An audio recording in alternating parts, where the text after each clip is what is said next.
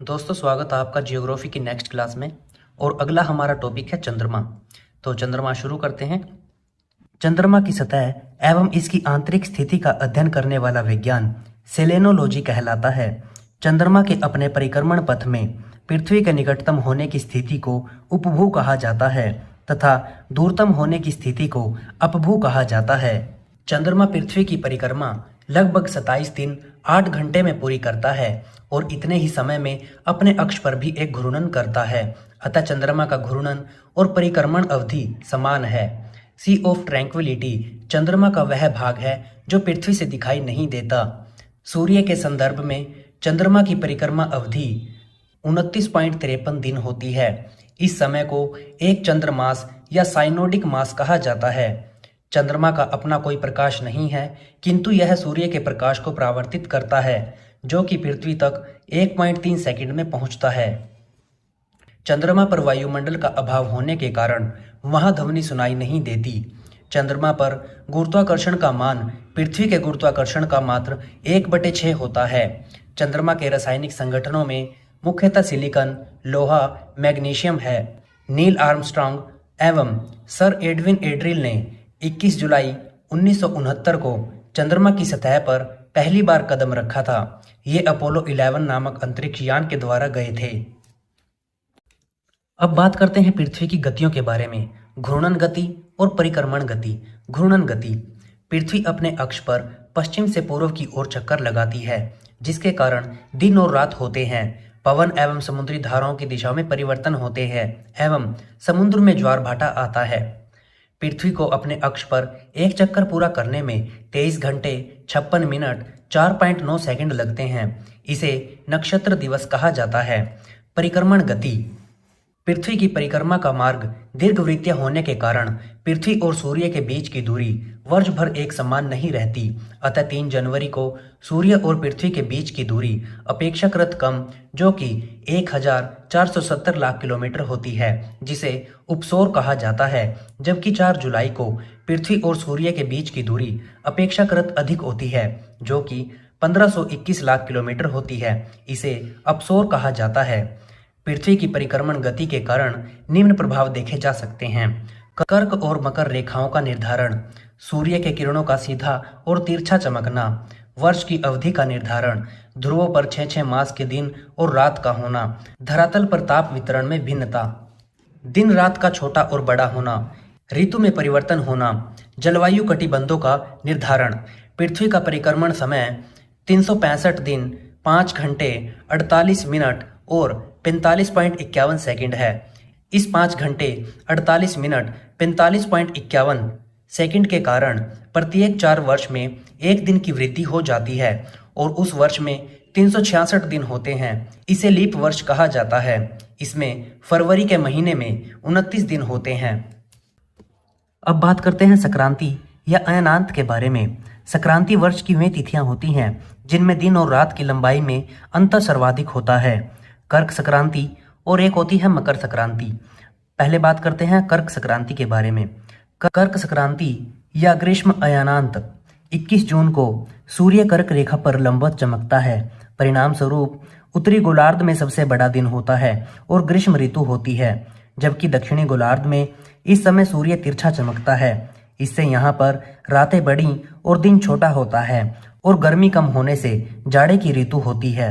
मकर संक्रांति या शीत अयनांत 22 दिसंबर को सूर्य मकर रेखा पर लंबवत पड़ता है, जिससे दक्षिणी गोलार्ध में ग्रीष्म ऋतु होती है, अर्थात दिन बड़े और रातें छोटी होती हैं, जबकि उत्तरी गोलार्ध में सूर्य तिरछा चमकता है, जिससे दिन छोटे रातें बड़ी होती हैं और गर्मी होने से जाड़े की ऋतु होती है।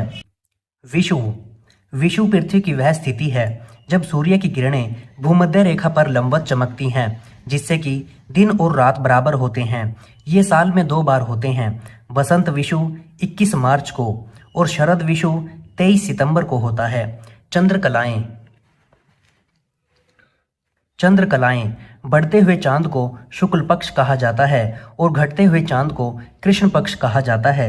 सूर्य, चंद्रमा, पृथ्वी एक रेखा में स्थित होते हैं तो उस स्थिति को सिजिगी कहा जाता है। अब बात करते हैं चंद्र ग्रहण के बारे में। जब पृथ्वी सूर्य और चंद्रमा के बीच आ जाती है तो सूर्य की संपूर्ण किरणें चंद्रमा तक नहीं पहुंच पाती, जिसे चंद्र ग्रहण कहा जाता है। आप इस चित्र में भी देख सकते हैं, ये सूर्य है, ये पृथ्वी और ये चंद्रमा। जब सूर्य की किरणें पृथ्वी पर पड़ती हैं तो ये किरणें चंद्रमा तक नहीं पहुंच पाती, जिस कारण चंद्र ग्रहण लगता है। चंद्र ग्रहण हमेशा पूर्णिमा की रात्रि को ही होता है, परंतु प्रत्येक पूर्णिमा को चंद्र ग्रहण नहीं होता, क्योंकि चंद्रमा और पृथ्वी के कक्षा पथ में 5 डिग्री का अंतर होता है, जिसके कारण चंद्रमा कभी पृथ्वी के ऊपर से निकल जाता है या फिर नीचे से निकल जाता है। एक वर्ष में अधिकतम 3 बार चंद्र ग्रहण लगता है। चंद्र ग्रहण आंशिक या पूर्ण हो सकता है। अब बात करते हैं सूर्य ग्रहण की। जब चंद्रमा सूर्य और पृथ्वी के बीच होता है तब सूर्य ग्रहण होता है। पूर्ण सूर्य ग्रहण केवल अमावस्या को ही होता है। चंद्रमा की कक्षा के झुकाव के कारण प्रत्येक अमावस्या को सूर्य ग्रहण नहीं होता। जब सूर्य का कुछ भाग छिप जाता है तो इसे आंशिक सूर्य ग्रहण कहा जाता है। डायमंड रिंग की घटना पूर्ण सूर्य ग्रहण के दिन होती है। आप इस चित्र में भी देख सकते हैं, ये सूर्य है, ये चंद्रमा और ये पृथ्वी है। जब ये तीनों एक रेखा में होते हैं तो चंद्रमा बीच में होने के कारण पृथ्वी से पूरा सूर्य दिखाई नहीं देता। इसे ही सूर्य ग्रहण कहा जाता है। अब बात करते हैं अक्षांश रेखाओं के बारे में। ग्लोब पर पश्चिम से पूर्व की ओर खींची गई समानांतर रेखाओं को अक्षांश लैटिट्यूड कहा जाता है। 0 डिग्री अक्षांश रेखा भूमध्य रेखा या विषुवत रेखा कहलाती है। यह पृथ्वी के केंद्र से होकर गुजरती है एवं पृथ्वी को 2 बराबर भागों में बांटती है। भूमध्य रेखा पर दिन और रात बराबर होते हैं।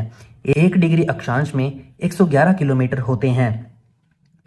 भूमध्य रेखा के ऊपर 0 डिग्री से 90 डिग्री उत्तरी ध्रुव तक उत्तरी गोलार्ध और भूमध्य रेखा से नीचे 0 डिग्री से 90 डिग्री दक्षिणी ध्रुव तक दक्षिणी गोलार्ध कहलाता है। उत्तरी गोलार्ध में 23.5 डिग्री नॉर्थ के दोनों बिंदुओं को मिलाने वाली रेखा कर्क रेखा कहलाती है। दक्षिण गोलार्ध में 23.5 साउथ के दोनों बिंदुओं को मिलाने वाली रेखा मकर रेखा कहलाती है। उत्तरी गोलार्ध में 66.5 डिग्री नॉर्थ के दोनों बिंदुओं को मिलाने वाली रेखा आर्कटिक रेखा कहलाती है। दक्षिणी गोलार्ध में 66.5 डिग्री साउथ के दोनों बिंदुओं को मिलाने वाली रेखा अंटार्कटिका रेखा कहलाती है। आइए इसे एक बार समझते हैं।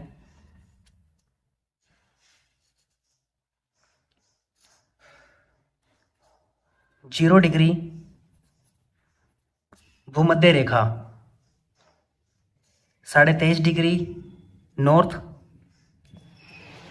कर्क रेखा, 23.5 डिग्री साउथ मकर रेखा, 66.5 डिग्री नॉर्थ आर्कटिक रेखा और 66.5 साउथ अंटार्कटिका रेखा। ठीक है, अब बात करते हैं दोस्तों देशांतर रेखाओं के बारे में। यह ग्लोब पर उत्तर से दक्षिण की ओर खींची जाने वाली काल्पनिक रेखाएं हैं। ये रेखाएं समानांतर नहीं होती। ये रेखाएं उत्तर तथा दक्षिणी ध्रुव पर एक बिंदु पर जाकर मिल जाती हैं। ये समय का विभाजक होती हैं। देशांतर रेखाएं इस प्रकार होती हैं। ग्रीनविच वेधशाला, ग्रीनविच वेधशाला जो लंदन के निकट है से गुजरने वाली देशांतर रेखा को प्रधान देशांतर रेखा कहा जाता है। इसका मान 0 डिग्री देशांतर होता है। भूमध्य रेखा से ध्रुवों की ओर जाने पर इनके बीच की दूरी कम होती जाती है। पृथ्वी पर 360 डिग्री देशांतर रेखाएं हैं। भूमध्य रेखा पर 8 डिग्री के अंतराल पर 2 देशांतरों के बीच की दूरी 111.32 किलोमीटर होती है। 1 डिग्री देशांतर की दूरी तय करने में पृथ्वी को 4 मिनट का समय लगता है। 2 देशांतरों के बीच की दूरी सबसे अधिक भूमध्य रेखा पर होती है और उत्तर व दक्षिण की तरफ जाने पर यह दूरी कम हो जाती है। ग्रीनविच मध्य समय देशांतर पर स्थित है, जो कि ग्रीनलैंड व नॉर्वेजियन सागर तथा ब्रिटेन, फ्रांस, स्पेन, अल्जीरिया, माली, बुर्किना फासो, घाना व दक्षिणी अटलांटिक सागर से गुजरता है। अब बात करते हैं मानक समय के बारे में। भारत में माध्य प्रमाणिक समय 82.5 डिग्री पूर्व देशांतर है, जो कि नैनी इलाहाबाद से होकर गुजरता है, एवं ग्रीनविच मध्याह्न से 5.5 घंटे आगे है। भारत की मानक रेखा भारत के 5 राज्यों से होकर गुजरती है। उत्तर प्रदेश, मध्य प्रदेश, छत्तीसगढ़, उड़ीसा और आंध्र प्रदेश। अंतर्राष्ट्रीय तिथि रेखा 1884 ईस्वी में वाशिंगटन में हुई संधि के बाद 180 डिग्री यमोत्तर के लगभग एक काल्पनिक रेखा निर्धारित की गई। इसे अंतर्राष्ट्रीय तिथि रेखा कहा जाता है। अंतर्राष्ट्रीय तिथि रेखा को पार करके पश्चिम दिशा में पहुंचने पर एक दिन घट जाता है तथा तिथि रेखा को पार करके पूर्व की ओर पहुंच जाएं तो एक दिन बढ़ जाता है। समोआ और टोकेलाउ द्वीप ने 30 दिसंबर 2011 को अपनी स्थिति अंतर्राष्ट्रीय तिथि रेखा से पश्चिम में कर ली है। अंतर्राष्ट्रीय तिथि रेखा आर्कटिक सागर, चुकची सागर, बेरिंग जल संधि व प्रशांत महासागर से गुजरती है।